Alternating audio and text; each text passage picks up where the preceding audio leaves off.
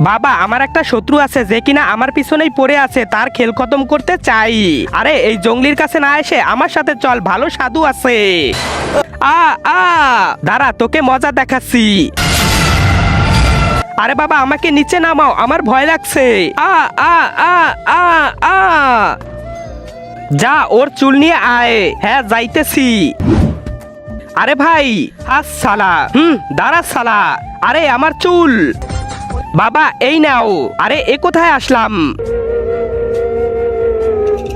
আরে আরে ইয়ে হয়ে গেছে, কেমন মজা।